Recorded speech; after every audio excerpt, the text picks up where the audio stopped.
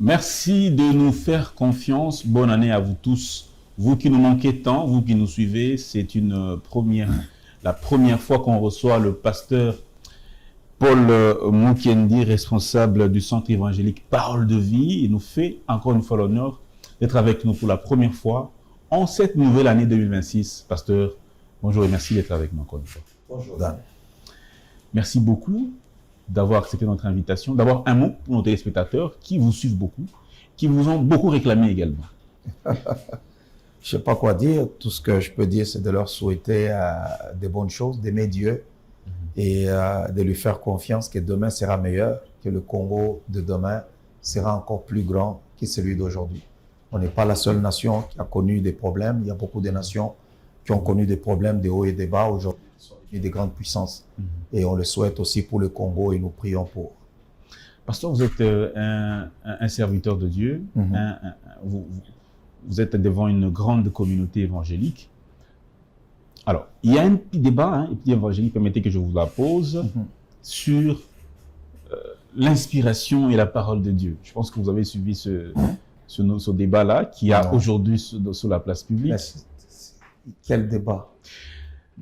Il y a un groupe de pasteurs qui affirme que l'inspiration vient avant la parole. D'autres également disent que la parole vient avant l'inspiration, que l'inspiration vient de la parole. D'autres disent que la parole vient de l'inspiration.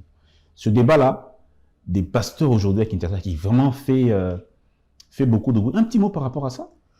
Non, bon, je ne sais pas d'abord c'est quoi le débat, mais la parole est au-dessus de l'inspiration, je suis désolé. On ne peut pas dire que la parole vient de l'inspiration. Non, ça c'est de l'hérésie, ça devient, on devient hérétique carrément. La parole de Dieu est au-dessus de tout. Nous, c'est la parole, c'est pas l'inspiration. Si on commence à se mettre seulement sur base d'inspiration, on va aller loin de la parole de Dieu. Or, nous ne devons pas faire certaines pratiques sous prétexte que nous sommes inspirés. C'est comme ça qu'on a eu des gens qui amènent des mamans pour les laver, les autres pour faire des choses qui ne sont pas applicables selon la parole du Seigneur. Pourquoi? Ils vous diront qu'ils sont inspirés.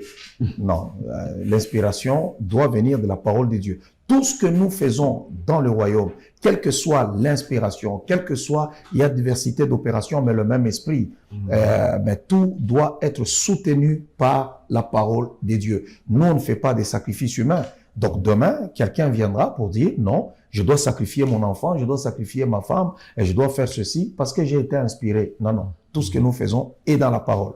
Tout ce que nous faisons est dans la parole. Donc la parole a une suprématie par rapport à l'inspiration. Ça se discute même pas. C'est la parole de Dieu. Tout est basé sur la parole. La parole est au-dessus de tout. Au commencement était la parole et la parole était avec Dieu et la parole était Dieu. Donc pas l'inspiration, mais la parole. La parole d'abord. Pasteur, parlons maintenant du pays. Vous êtes un citoyen.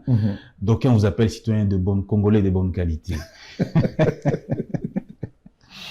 Mais pasteur, parlons de cette proposition qui continue de secouer la classe politique et même toute la société congolaise. C'est celle des potentiels dialogues censés désamorcer la crise. Quel est votre regard, vous en tant que pasteur, de cette initiative? D'autant plus que celle-ci est portée par vos collègues pasteurs de l'église protestante et de l'église catholique. Votre regard par rapport à cela comme voix de Ce ne sont pas mes collègues pasteurs. Moi, je suis sauvé. Moi, je suis sauvé. J'ai donné ma vie à Christ. Je suis sauvé. Cela ne veut pas dire que quand on porte une soutane, ça veut dire qu'on est sauvé. Non. Quand tu écoutes ce qui se passe avec les autres là-bas, sentez que ce pas des gens qui n'ont ni foi, je sais même pas, ils ne sont pas sauvés. On ne peut pas parler de dialogue dans un pays agressé. Les Congolais sont uniques. On ne peut pas parler de dialogue. C'est le Rwanda qui nous agresse. On est agressé, on veut parler de dialogue. Alors, ces gens qui viendront autour de la table, ils vont venir répondre au nom de qui? Au nom du Rwanda. Pour moi, on n'a pas besoin de dialogue. On a besoin d'être tous derrière le chef de l'État afin de bouter Kagame hors de notre territoire. Point barre. Et puis après, nous avons une constitution qu'on doit d'ailleurs changer et les institutions continuent à marcher. S'il y a des élections, on fera des élections. Mais pour l'instant, On n'a pas besoin de ça. On a besoin d'être tous derrière le chef de l'État afin de gagner cette bataille que nous avons, qui est existentielle. Nous nous battons pour exister en tant que nation dans nos périmètres, les 2 345 000 km². Nous nous battons pour ça. Mais il y en a d'autres qui parlent dialogue. Le dialogue n'est pas important dans ce contexte aussi, pendant que certains Congolais ont pris les armes, tels que les Nanga et les autres là. Ils ont pris les armes, pourquoi? J'ai écouté Nanga parler. Il disait qu'il a pris les armes parce qu'on lui avait pris ses carrés miniers. Alors il va aller tuer nos mères, tuer nos enfants, tuer tout le monde. Pourquoi? Parce que toi, tu as besoin de tes carrés miniers, te faire l'argent. Et là, tu gagnes bien cause, on s'assoit autour de la table pour faire quoi? Et demain, ça sera votre tour. Après-demain, ça va être le tour de l'autre. Ça peut être mon tour aussi. Quand est-ce que ça va s'arrêter? Il n'est pas question de dialogue. Est-ce qu'aujourd'hui, vous, pasteur, vous êtes responsable, vous êtes pasteur, vous gérez les âmes. Est-ce que vous pouvez aujourd'hui prier pour Corneille Nangaa comme créature de Dieu? Oui, c'est une âme perdue. Et nous devons prier pour lui, pour qu'il soit sauvé.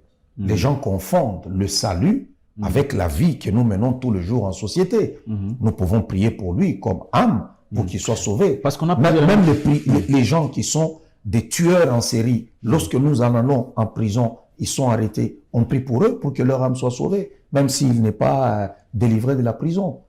La condamnation, le fait que Dieu t'a pardonné, n'annule pas la condamnation. C'est pas du tribunal. Non. Nous prions pour lui, mais cela ne veut pas dire que nous pouvons lui donner encore le droit de parler au nom du Congo. C'est un meurtrier. Vous pouvez pas faire comme l'a fait Monseigneur Mouteba, aller à Goma, s'asseoir avec lui, discuter, parfois même partager un repas. Vous pouvez faire de même aussi avec je pense que on doit être sérieux, nous Congolais. On doit être très sérieux. Je pense que c'est un manque de sérieux de dire même que non, lui, il est allé là-bas à Goma, il a partagé un repas. Si quelqu'un d'autre le faisait, il allait être inquiété par des services de sécurité. Et je pense, pourquoi est-ce que ces messieurs se promènent librement au Congo? Normalement, il doit être arrêté. Arrêtés, ce sont des traîtres. C'est une haute trahison. Ce sont des traîtres. Ce n'est pas parce qu'ils sont en soutane qu'ils sont des super Congolais. Moi, je trouve qu'ils se permettent un peu tout. Mais parce que il dit qu'il se sert de la parole de Dieu. Il dit que quelle parole de Dieu? Jésus, si moi je le faisais aujourd'hui, ou un autre pasteur, on va trouver toutes les excuses pour chercher à nous humilier et à dire n'importe quoi. Est-ce que c'est parce que eux, ils sont en soutane, qu'ils sont différents de nous parce que nous prêchons en cravate? Moi, je ne vois pas. Normalement, ces messieurs devaient être arrêtés.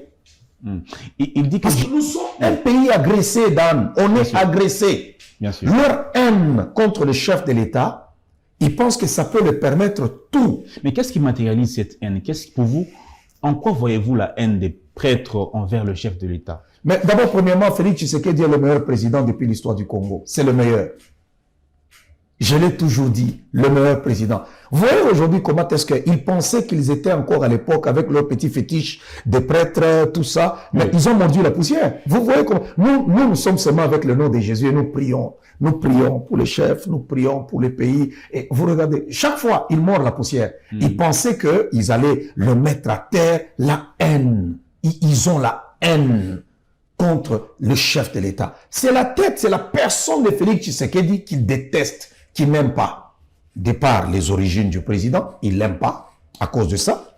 Et oui, non, ça. Les origines.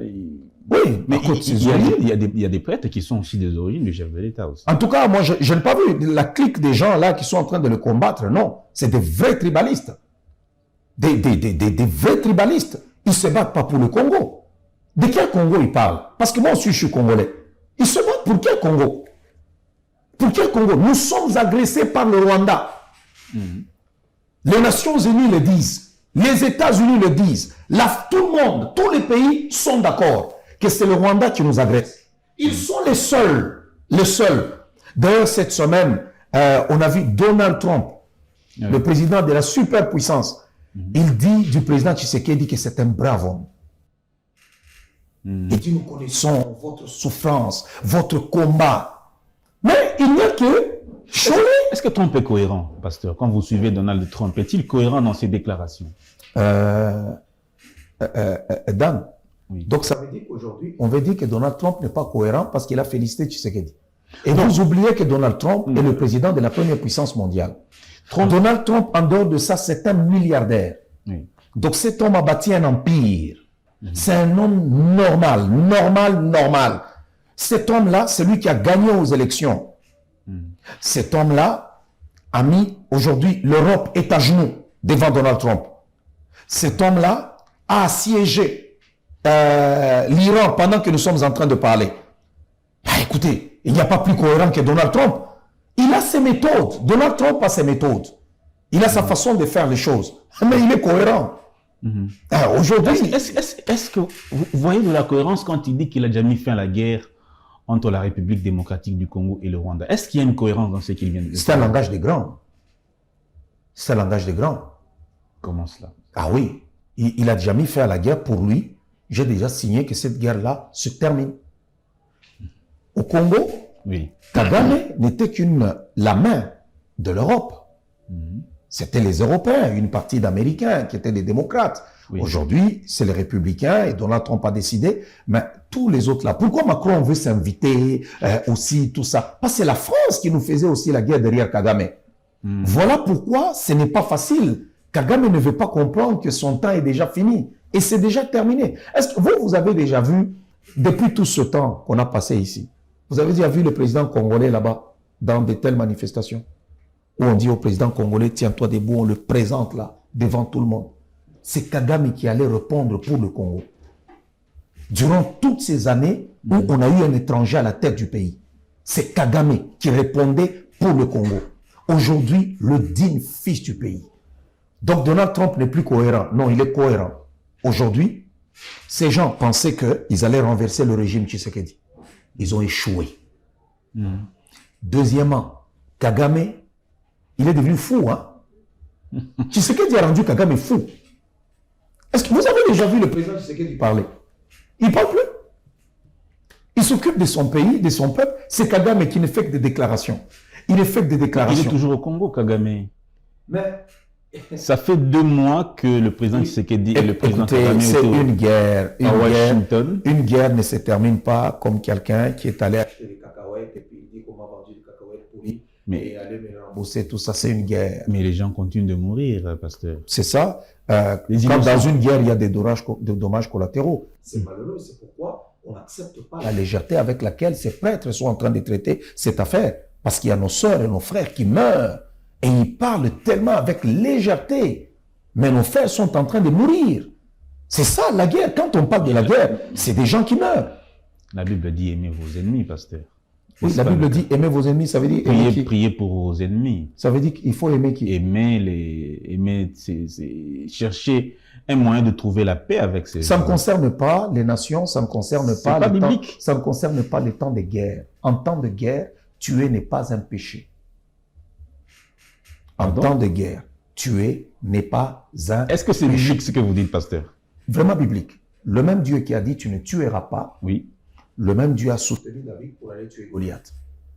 Le même Dieu a accompagné Josué pour faire la guerre à Amalek et les exterminer.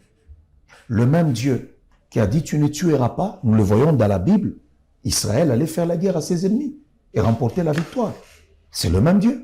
En temps de guerre, tuer n'est pas un péché. Aujourd'hui, le président Tshisekedi a le devoir de traquer Kabila, de le prendre, même s'il est tué, ce n'est pas un péché.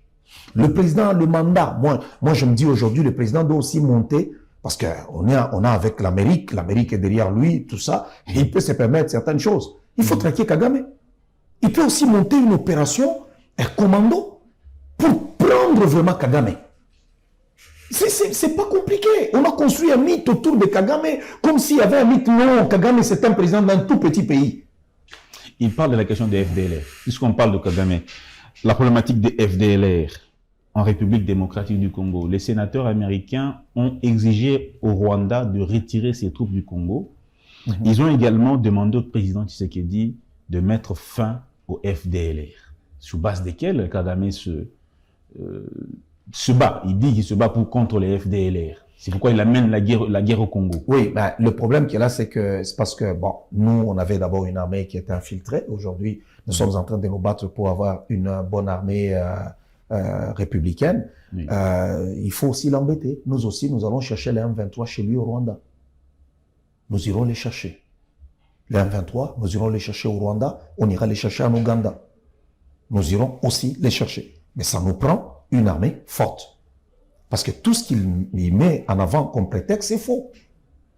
C'est faux tout ce que Kagame raconte. C'est pour nous embêter. Il se trouve des prétextes. Nous aussi, nous devons aller protéger nos populations congolaises qui se trouvent au Rwanda et nous allons chercher tous les rebelles qui sont là-bas au niveau de Kigali. Nous aussi, on va le faire.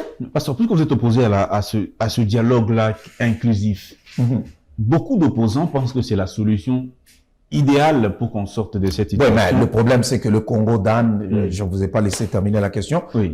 Laissez-moi d'abord, vous allez continuer après. Le Congo a un problème. Le problème, ce sont les politiciens. On a des gens mauvais, méchants et de mauvaise qualité qui n'aiment pas leur pays. Le problème du Congo, c'est le problème des politiciens. Moi, j'ai refusé qu'un politicien parle à mon nom. Ils parlent de quel Congo? Ils pensent qu'eux, ils sont les seuls capables parce qu'ils sont dans un parti politique et ils vont s'asseoir à une table pour décider de notre sort. Non, est-ce que vous imaginez ça? Mais il y a des politiciens où nous sommes plus populaires qu'eux. Si on disait, faisons un meeting, je vais rassembler plus de gens qu'eux.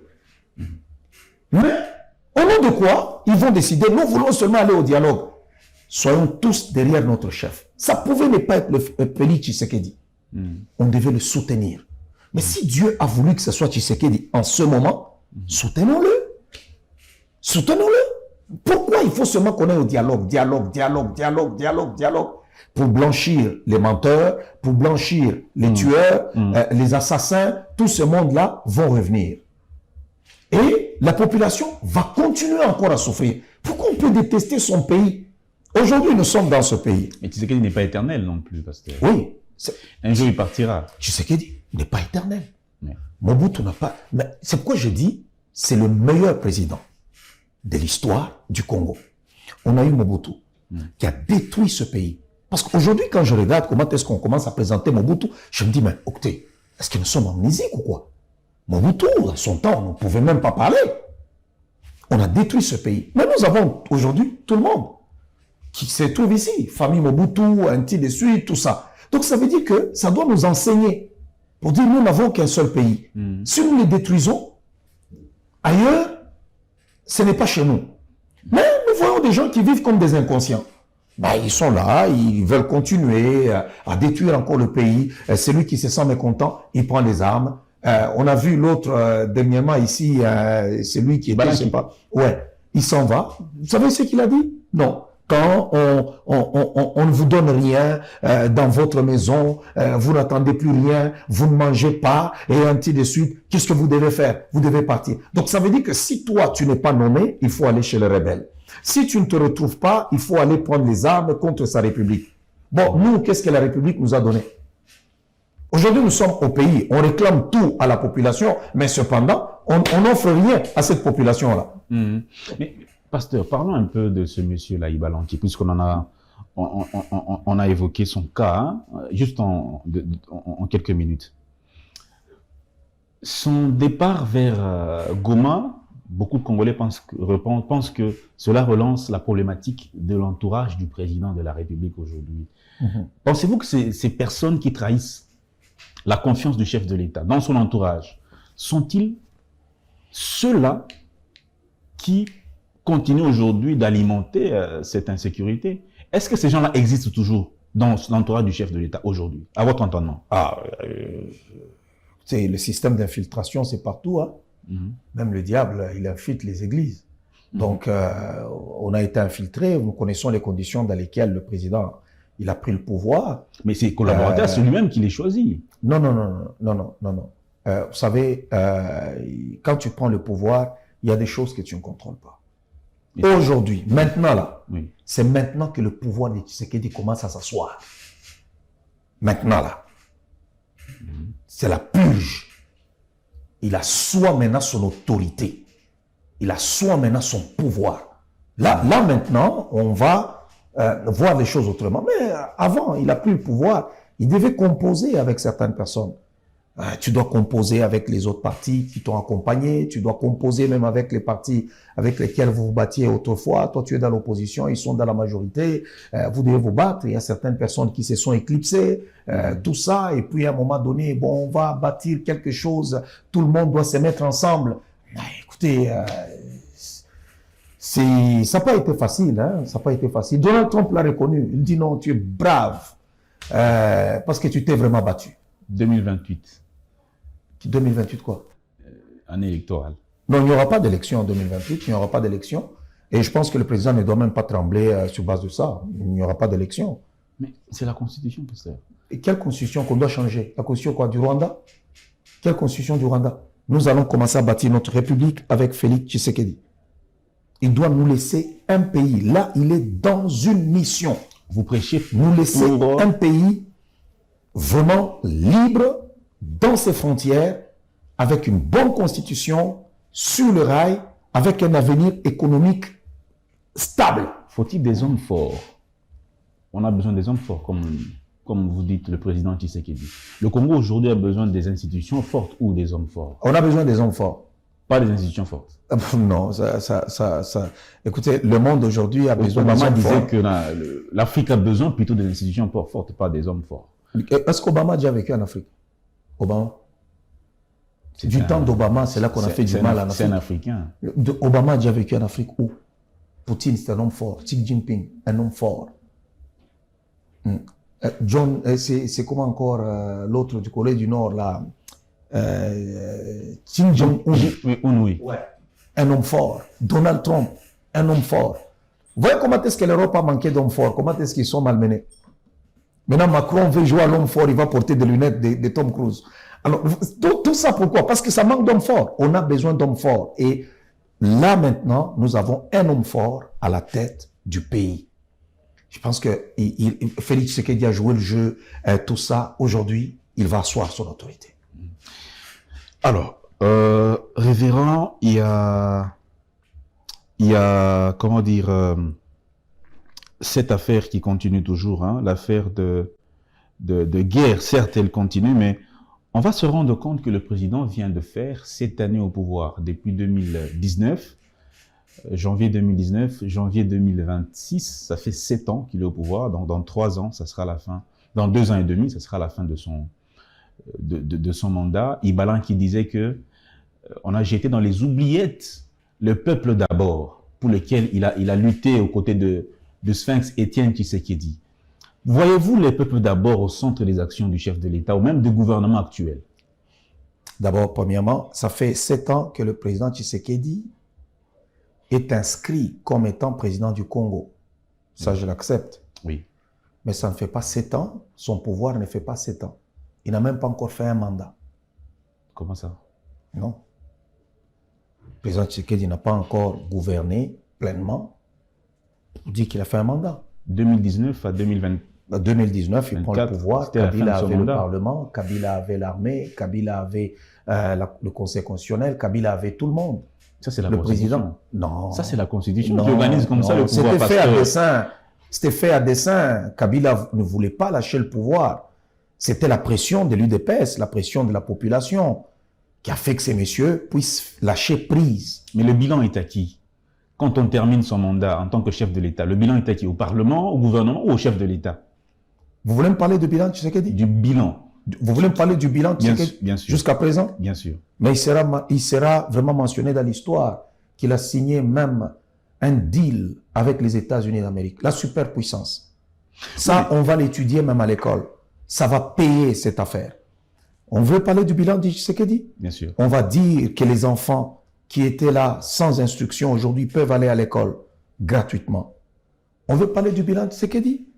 On va dire qu'aujourd'hui, le Congo est sur la scène internationale, ce n'est plus le Rwanda qui répond du Congo. Plus question du Rwanda, plus question de Kagame, qui va répondre du Grand Congo. Le Congo parle de sa propre voix. Est-ce qu'économiquement, le Congo va bien? Quand il y a un rapport vous voulez me parler du bilan de Tshisekedi? Quel est ce pays en guerre qui a prospéré? Quel est ce pays en guerre qui peut prospérer? Non. Aucun pays en guerre ne peut prospérer. Rapport Parce que 2025. l'argent... Rapport 2025, la RDC, pays les plus pauvres du monde. Oui, mais Banque mondiale. Oui, mais c'est normal. Quand vous avez des assassins qui sont à l'Est, qui tuent vos populations, qui volent vos minéraux, vous avez le Rwanda qui vous agresse, vous devez vous défendre, vous prenez l'argent, ça va à l'effort de guerre. Le calcul est simple. Vous avez déjà votre budget de la maison. Oui. Vous discutez avec votre femme. Elle vous dit, non, nous avons besoin de 5 000 $ pour vivre ce mois-ci. OK. Mais le même mois, le voleur entre dans la maison, il vole vos meubles, il vole vos affaires. Vous faites quoi? Vous allez dormir par terre? Non, vous prenez l'argent qui devait payer les études des enfants, qui devait peut-être payer le voyage, qui devait peut-être payer ceci. Vous devez acheter le meuble, vous devez acheter le réfrigérateur, vous devez acheter la cuisinière, parce que vous devez manger, parce que vous devez vivre. C'est ce qui se passe au Congo. Donc nous devons nous défendre contre nos agresseurs. Mais cet argent, nous devons le prendre où? Nous devons couper dans certaines affaires.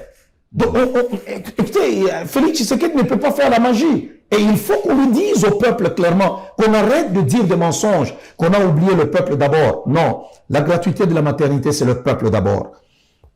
L'école, la gratuité de l'enseignement, c'est le peuple d'abord. Donc, ce qui se passe, c'est le peuple d'abord. Il y a des choses dont on n'est pas fier, on n'est pas content. Par exemple, on dit aux gens de payer des choses qui coûtent trop cher. Il y a le permis de conduire. Au Congo, le permis de conduire est trop cher. Je ne sais pas si le président est au courant.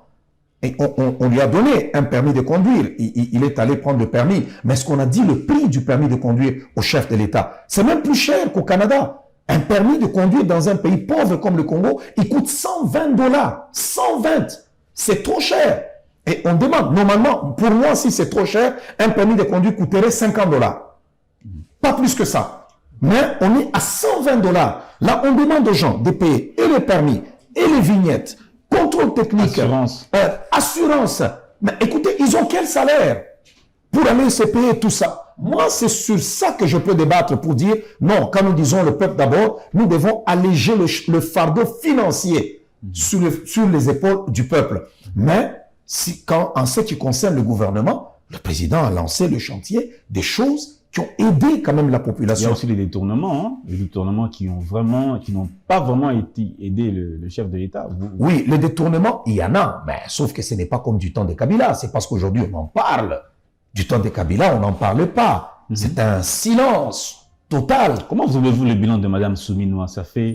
On va faire bientôt 3 ans. Madame Souminoua, vous trouvez à la hauteur du gouvernement? Bon, moi, je parle beaucoup plus de la vision du chef de l'État. C'est le chef de l'État qui va assumer. Moi, il a des bonnes pensées. Moi, je l'ai toujours soutenu pour dire que, d'abord, j'ai toujours dit que Félix Tshisekedi a 10 ans d'avance plus que sur les politiciens congolais. C'est pourquoi ils ont du mal à se saisir de lui. Regardez comment est-ce que maintenant, il leur fait mordre de la poussière. Alors, de l'autre côté, les gouvernements, c'est d'abord gigantesque. Moi, je suis pas pour des gouvernements qui sont vraiment gigantesques. Et le casting, on verra voir, on verra voir. Bon, pour moi, on va voir ce qui va arriver. Moi, je suis toujours soutenu. Je connais pas trop ce qui se passe avec le gouvernement, tout ça, mais pour moi, c'est beaucoup plus... Vous êtes quand même satisfait des réalisations du gouvernement? Sous base de quoi? Parce qu'il y a beaucoup de choses. Hein. Le gouvernement, c'est tout un tout. Il y a l'armée, il y a la santé, il y a... Le transport, commençons par là. Le transport, pour moi, je disais qu'il n'y a pas de route. Il n'y a pas de route. Il n'y a pas de route. Si on n'a pas de route, donc c'est... Un échec. C'est déjà difficile. Je ne dirais pas que c'est... Vous savez, aujourd'hui, je ne peux pas jeter le blâme seulement sur Jean-Pierre Bemba, par exemple, parce qu'il est ministre du Transport. Non. Et ça, c'est au niveau du plan. Il faut que c'est lui qui s'occupe, qui fait le plan, puisse nous dire qu'est-ce qu'il faut par rapport à nos routes, nos aéroports, nos ceci, nos cela. Ce n'est pas le ministre des Transports qui va faire le plan. Non. Il marche selon le plan qu'il trouve là-bas. On loue un budget, on lui donne de l'argent et il doit faire avec. Côté transport, au Congo, c'est d'abord question de route. Moi, je pense que quand vous n'avez pas de route, même si vous avez des bus, vous arriverez toujours en retard parce que vous avez des trous, vous devez entrer dans les nids de poules, comme on les appelle. Ça va être... Tantôt, vous disiez une phrase qui m'a fait quand même, qui a fait quand même mouche. Hein. Vous avez dit que le président Tshisekedi, c'est le meilleur président que le Congo n'a jamais connu. Ouais, le meilleur président. Le meilleur président. Le meilleur président. Mais si vous devez... Quand on le disait, les gens pensent que non, c'est du Dialelo, c'est quoi là-bas? Non, moi, j'ai déjà réussi ma vie, je ne me vois pas aller faire du Dialelo. Pour gagner quoi? Pour gagner quoi? Il est meilleur, tu sais qu'il est meilleur. Aspect... Écoutez, mettez-le là, il est meilleur. Il n'est pas parfait, c'est un humain. Non, il n'est pas parfait. Non. Quels sont les petits aspects qui doit corriger? Les petits aspects qu'il doit corriger, moi, aujourd'hui, oui. Je peux beaucoup plus parler des forces du président que de ses faiblesses. Parce que quand on le met dans la balance, c'est beaucoup plus ses forces. Nous le voyons dans quel contexte il a pris le pays. Oui. Et aujourd'hui, où en sommes-nous? Oui. Donc, aujourd'hui, Kagame en perte de vitesse. Kabila qui devient comme Caïn, en train d'être là, être vagabond sur la terre. Tous ces ennemis sont à genoux. Il les a mis vraiment à genoux. Alors, je ne viendrai pas pour donner la voix à nos ennemis de notre pays et de ses ennemis en pointant seulement ses faiblesses. Non, je préfère parler de ses forces. En pointant ses faiblesses, vous l'aidez à corriger certainement. Non. En ce moment, oui. Nous avons besoin de l'encourager. Avec une diplomatie oui, mais en disant... agissante. Le casting de la diplomatie, c'est magnifique avec Madame Kaikwamba, tout ça. C'est fantastique. Nous devons aussi jubiler. Tu nous laisses aussi jubiler. Nous sommes contents. Pour ce qui se passe là présentement, on est très contents. En tant que pasteur, je suis très content. Je suis fier de mon président. Et ce qui a à corriger, ça va être corrigé. Et je pense que on ne peut pas demander au président d'être trop fort pendant la période où on avait une armée infiltrée, les institutions infiltrées, et ainsi de suite. Il a joué le jeu. Maintenant là, le pouvoir s'assoit. C'est maintenant que le pouvoir de Tshisekedi va commencer. Donc en 2030, parce que moi j'ai fait une vision. D'accord. Et vous savez, moi, je suis pas ces gens, le pasteur, il va prophétiser et puis ça tape à côté. Non. Moi, quand je donne quelque chose, j'ai vu en 2030, je parle pas de 2028. En 2030, Tshisekedi était président. Ça, je l'ai vu, on était en 2030. Et Tshisekedi était président. C'est pourquoi je me dis, il le sera, même après 2028. Ouais. Après combien de temps encore? Après 2030? Bon, pour moi, si il dirige bien les choses, tout ça, moi je dirais que je peux lui donner 10 ans. En 2030, je peux lui donner 10 ans pour mettre les choses vraiment très bien, trop au clair. Donc 2040, tout au plus. Oui, 2040. Peut-être par là, c'est par là qu'on peut commencer peut-être à parler pour dire que non, le président, peut-être lui-même peut dire, je passe le flambeau, j'ai arrangé, j'ai fait ce que je devais faire, et maintenant, il doit nous remettre le Congo sur les rails. On a besoin de Tshisekedi, on n'avait pas besoin de quelqu'un de brutal. Parce qu'en ce temps, ça n'allait pas marcher. Des fois, il marche contre vents et marées. Donc, il est calme. Vous pensez qu'il perd. Vous le traitez de faible. Vous le traitez de ceci. Si c'était moi qui étais président face à Kagame, peut-être qu'on ne me donnerait même pas raison. Parce que j'allais agir, j'allais frapper, tout ça. Non, très calme. À la moindre escarmouche. Ah ouais. Très calme, il est là, tout ça. Vous savez, le Quinois, le sang chaud, hein? Oui. Le Congolais en général, c'est le sang chaud. Mais lui, il a été très calme et c'est dans le calme, dans l'humilité qu'il a obtenu gain de cause. Et aujourd'hui, nous parlons un autre langage. Kagame est devenu faux. Parce que vous êtes un leader d'opinion, vous êtes très suivi. Quand on poste vos émissions, il y a beaucoup de réactions. Les gens réagissent, certains vous encouragent. Un petit mot à tous les Congolais qui vous suivent en ce moment, pendant cette période. Un mot à tous ceux qui vous suivent maintenant. C'est la fin de l'émission déjà. Moi, je dirais tout simplement de garder espoir et d'être derrière le chef de l'État. Nous devons aimer notre pays et aimer le chef de l'État. Et d'ailleurs, la Bible est en train de dire, si nous ne sommes pas d'accord, si quelqu'un est de notre avis, Dieu l'éclairera plus tard. Mais sur le point où nous sommes, marchons d'un même pas.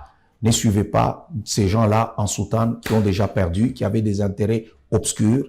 Nous, nous sommes les fils du Congo et ils ne sont pas plus congolais que nous. C'est tout ce que je peux dire. Merci beaucoup, pasteur, d'avoir répondu à notre invitation. Une première depuis le début de l'année 2026.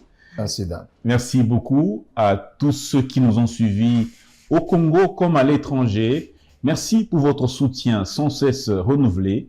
On vous dit au revoir et à très vite.